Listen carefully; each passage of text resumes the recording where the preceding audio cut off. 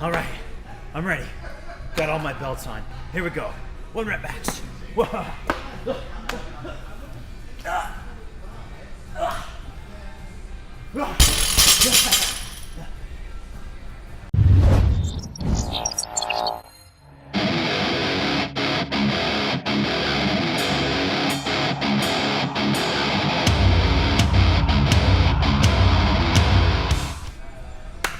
Hey guys, it's Coach Ben back with you, and today we're going to talk about when we use belts. How should we use them? Should we even use them?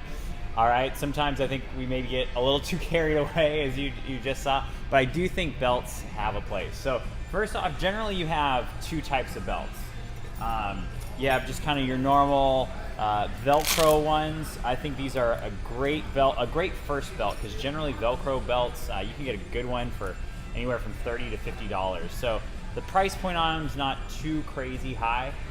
What I like Velcro belts for is if I'm in the middle of like let's say a Metcon where I'm moving quite a bit, and I want to quickly adjust how tight the belt is.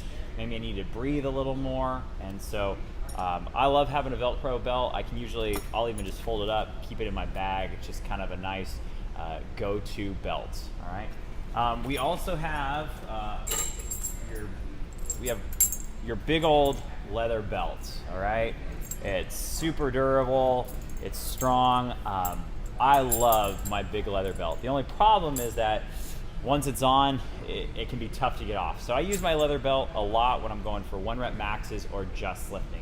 This is definitely not the belt I'm using in the middle of a workout where maybe I have wall balls and I'm going right into deadlifts. So I don't need it for the wall balls. It would be too much to try and loosen it up. So I love this belt. This leather belt I've had for a couple of years now, and it's gonna last me for probably another decade. It's great, but I don't use it all the time.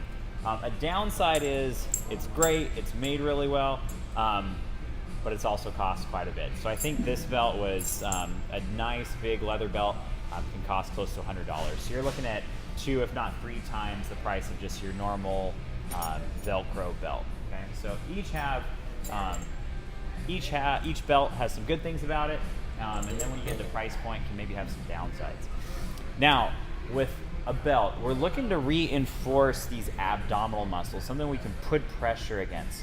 So when I put on a belt, a weight belt, don't think that I'm going to put it around where your normal belt, like if you're wearing a pair of jeans, is going to be. We're going to have it higher. Mine actually goes around my belly button to help reinforce kind of my core. Now, when putting on a belt, kind of something people tend to do wrong is they get it as tight as they can so they can't breathe. Do we want it snug? Sure, but we want to at least be able to get some fingers in between that belt. We don't want to have it so tight that we can't breathe, or it just completely restricts our muscles to the point where we can't really even move. Okay, definitely we want it snug, but at the same time it doesn't need to be cinched down so incredibly tight. Now, something we need to be careful for when using a belt is that it's kind of we're always using a belt, or we're always going to it. We want to make sure that we have good, proper core strength already. So especially for beginners or people that are fairly new to weightlifting at all, I'm not going to use a belt with them. I want them to develop good technique and good strength through their core and their lower back that they don't need a belt. Okay?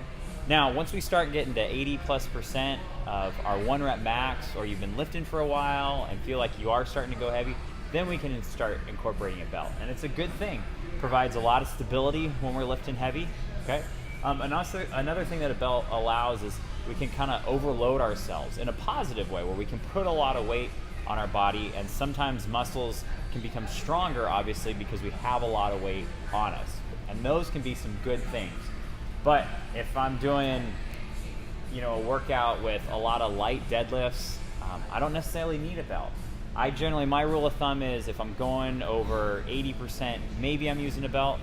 Definitely when we hit 85, 90% for a 1 rep max, then I'm going to be using the belt. But it's not an absolute must. And we want to have good technique, and we want to learn without a belt to be able to support that weight and engage these core muscles.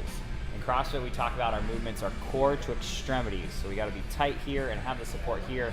And then we go outwards in terms of if I'm doing a squat, I'm tight here, and then we're using our legs or whatever the movement might be. All right?